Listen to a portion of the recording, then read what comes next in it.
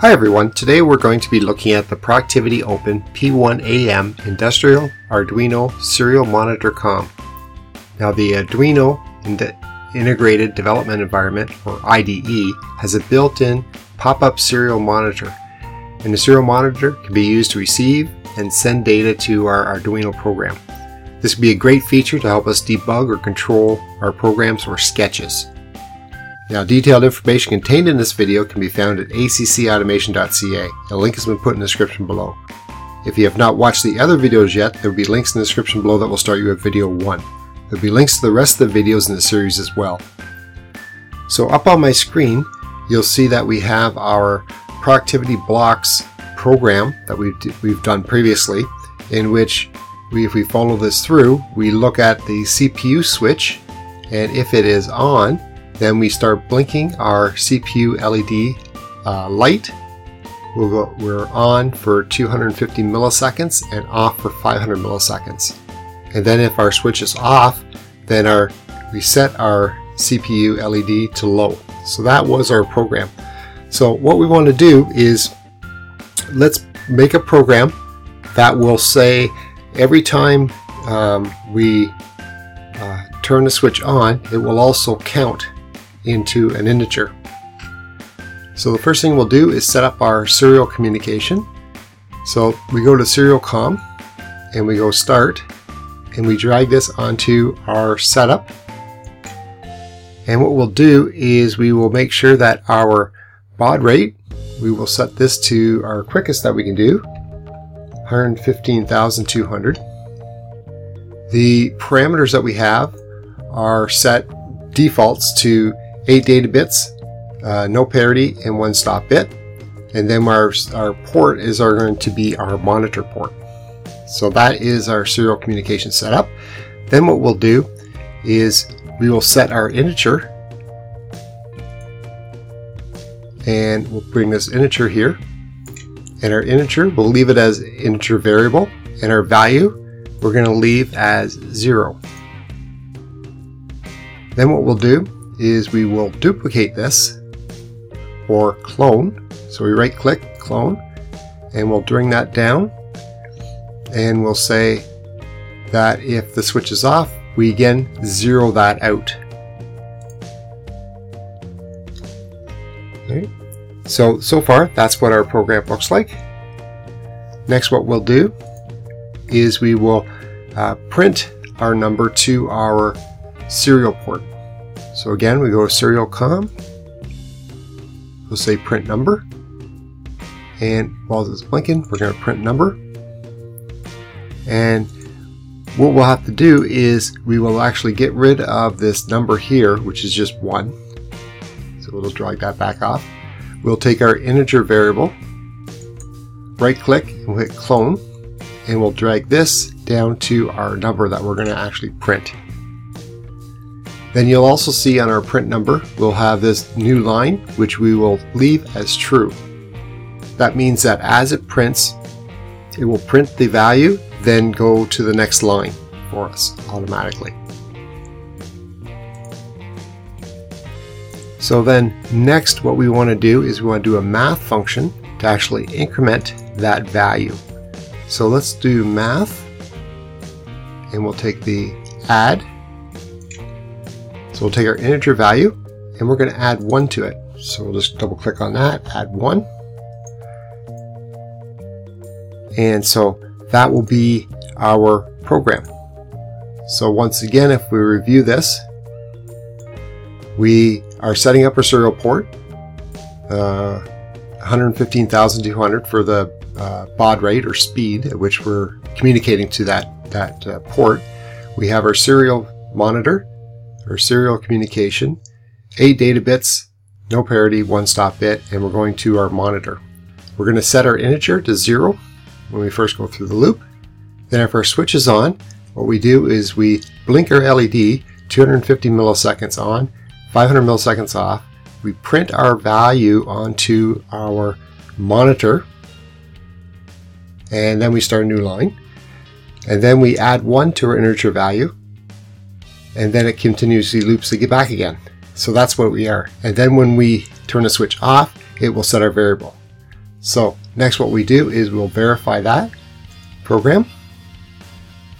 So it's going into our IDE environment here and it's verifying and it's done compiling. And then what we have to do is then transfer it over to our actual physical hardware. Now, if we look at our hardware, here is our setup. We have our Rhino power supply powering up our Arduino Open, industrial Arduino, and it's the P1AM-100. And we are communicating through our serial port to actually program. And then there's our switch. Currently right now, the program I have in, if we turn this on, it will start blinking our LED just like we had originally done. Now let's transfer this program over to our Arduino. So we hit the upload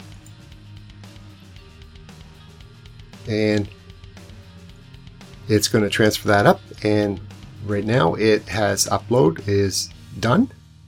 So now what we have to do is we will turn on our serial monitor, and there's our serial monitor, COM14, which is the same communication port as our P1AM-100. And our baud rate here is 115,200. And if we want to, we can just clear output or do new line or whatever we want. So this is great for diagnosing our program itself. So let's try the program. We'll turn this on. And you can see as my lights are blinking, you can also see my values are incrementing on a new line. So exactly as we thought the program was going to do is what it's doing. So you'll notice that it's very slow though, and that slowness is coming from the fact that we are using a delay. So let's try to speed that up to determine why that delay is and correct it. So currently right now the delay is caused by our on time and our off time. So we only print once every 750 milliseconds. So almost a second we print the next value.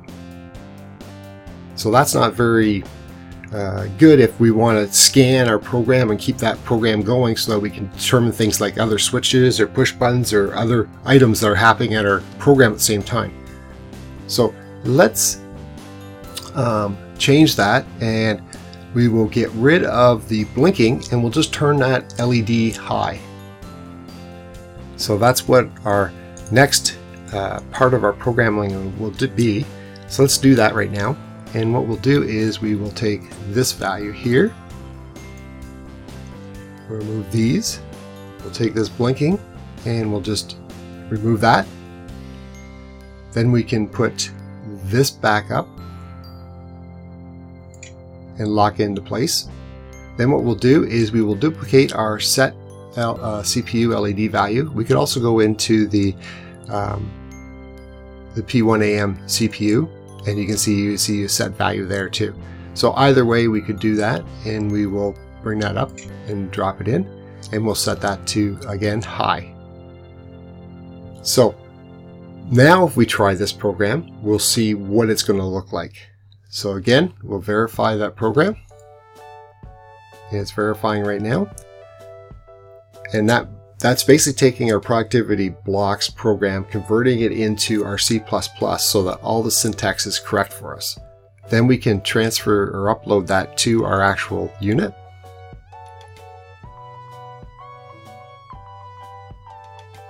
And you notice that what I did was I turned off the serial monitor before I uploaded because we're doing the same port for each one. So I have that uploaded now. We'll hit serial monitor. And now we can just clear that out. We knew how long it took before to update the values. Now let's turn on the switch. Our light turns on all the time, but you can see the values. I'll just turn that off. You can see the values now are at almost 27,261. So within that very few seconds, you can see how many times our program has scanned through our loop, and that way we wouldn't miss anything. So the idea is to keep your programs quick all the time. So again, we turn that on, and you can see how when we turn it off, so you can see how quickly our loop goes through. Now the built-in pop-up serial monitor is great for diagnosis, but if we really need to look at controlling some of the things through the serial port using escape codes, then what we need is another program, another terminal program that we can download. So let's just close that down. And what I mean by that is if we go to the ASCII table, and remember when we talk about serial program, we're actually talking about sending out character codes out to the serial monitor to represent what we want to put on that display screen. And looking at our serial or our ASCII table, you'll notice that we have things like horizontal tab, we have vertical tab, we have carriage return, we have bell, we have acknowledge, and we have all these other functions that we can do. So carriage return and then line feed is typically what the new line on our program did do and start a new line for us. However, what we really are looking for is controlling that onto another program. And another program that will interpret those codes for us, because our built-in serial monitor in the IDE environment will not interpret escape codes. What we do is we can download a program called Putty. And Putty, P-U-T-T-Y, if we go to putty.org, we can then download our program. And if you go right to the binary, we can download a 32-bit or a 64-bit. Now, in my particular case, I have a 64-bit, so I downloaded this. Okay. So that's Putty, and let's just call that up. So we will minimize that, and then we'll call up our Putty program, which is right here, and it defaults to SSH, but we really want serial, so there's serial. And if we go down to our serial communication, we can then specify what port, and we've specified port 14, which is the same as our P1AM-100. And we have 8 data bits, 1 stop bit, no parity. And so our settings are all there. So let's go back to session, and we'll hit the default settings and we'll hit save.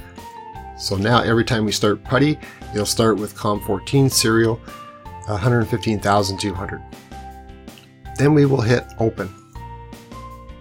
And once we hit open, here's what our Putty emulator looks like. So now let's turn on our button, and you can see it pretty much does the same thing that we did before, because we haven't really programmed any codes in yet. So let's program in. Let's close that off. Yes, we want to close the session. And let's go back to our program. And what we want to do is we want to put in some escape codes. And the Arduino actually will understand a few different escape codes. The first one is new line, which is /n. Then we have a carriage return /r. Now in our productivity blocks, you will see that we have a new line here. It says true. That new line is actually a new line and carriage return, as we saw how the program actually functioned. So it's actually combining both those two into that one instruction. Then we have a tab /t. Then we have a backslash if we want to actually look at a backslash or specify that on our panel. And then we can actually do a hexadecimal literal value. That means if we look up our ASCII table, we can do a \x, small x, and then specify our 2-digit code, which would be x0a if we wanted a new line. So we could either do a /n or we could do a /x0a, and it would do the same thing for us. So that's a little understanding of how Arduino will work with these escape codes and escape characters. So going back to our productivity blocks program, let's take a look at doing just that, and what we'll do is we will modify our program and we'll put an escape code in. So let's go serial com again, and we will put print character, and we'll put that right up here. And what we'll do is we will do just a carriage return. So that's a /R. And again, what we'll do is change this to false because we don't want to do a carriage return and line feed at the same time again. Right. So that is our new program with our escape code. So let's we'll save that, then we'll verify that. And once that's done, it's all been compiled, we will transfer this over to our program.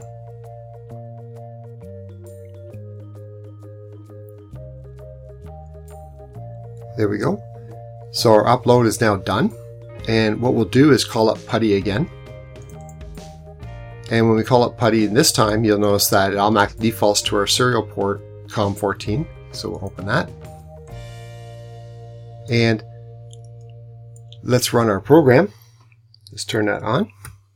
And what you'll see is instead of actually coming down each time, we just do a carriage return. So now we are just writing on the same line that we had before.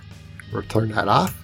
And that's now currently our value that we have in there, 37,957. So that's how we did that. So let's turn that off. And just to make sure, we'll go back to the IDE serial monitor and do the same thing, and we'll try running our program here. You see, it really doesn't understand the character code, so what it's doing is it doesn't understand that carriage return, so it's continuously printing on the same line for us.